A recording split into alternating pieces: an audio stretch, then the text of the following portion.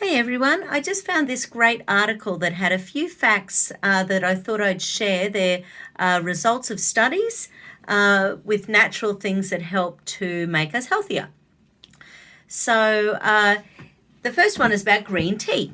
So, is green tea nature's antiviral solution to infection? A case control study consisting of 4,302 participants aged 18 to 73 years demonstrated that frequent green tea was associated with lower risk of influenza infection in the working population. Specifically, participants who consumed more than 5 cups of green tea per week were 39% less likely to contract flu infection than those who consumed 1 cup per week.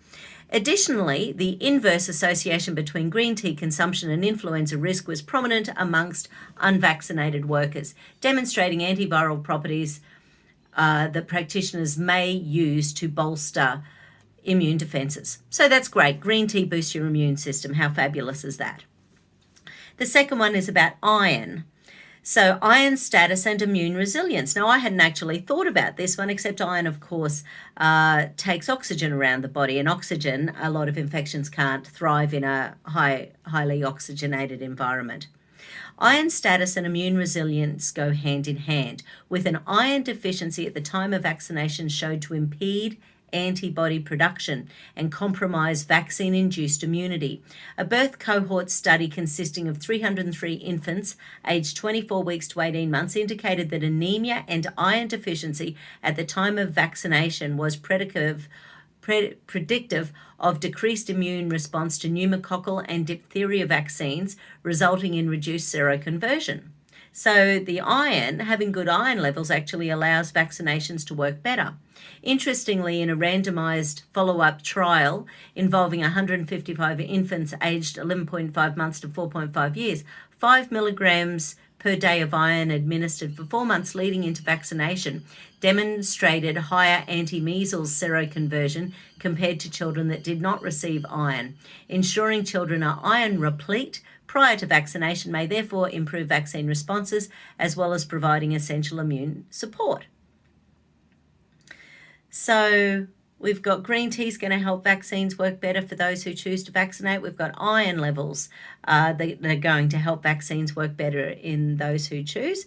And the third thing, shedding light on the COVID-19 pandemic, researchers have associated a vitamin D deficiency with serious presentations of COVID-19, such as pneumonia, as well as a greater prevalence of hypertension and cardiovascular disease, which further complicate patient outcomes. A retrospective case control study involving 216 hospitalized patients demonstrated 82% of cases displayed vitamin D deficiency below 50 nanomoles. What I'm recommending for my clients who are choosing to get vaccinated is make sure that your vitamin D is between 80 and 100 nanomoles. So that came from Dr. Sherry Tenpenny to try to protect ourselves.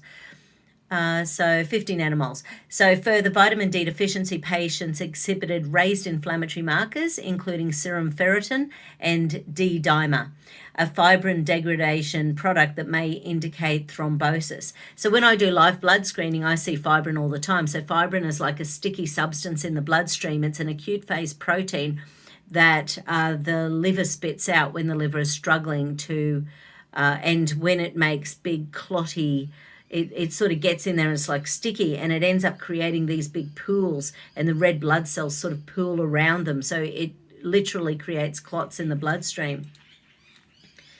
So therefore, identifying and treating vitamin D deficiency may offer protection against infection and benefit COVID-19 management, particularly in high-risk populations such as the elderly or patients with comorbidities. So love them or hate them, these new drugs are here to stay. So that is just a couple of little things that can help to protect us.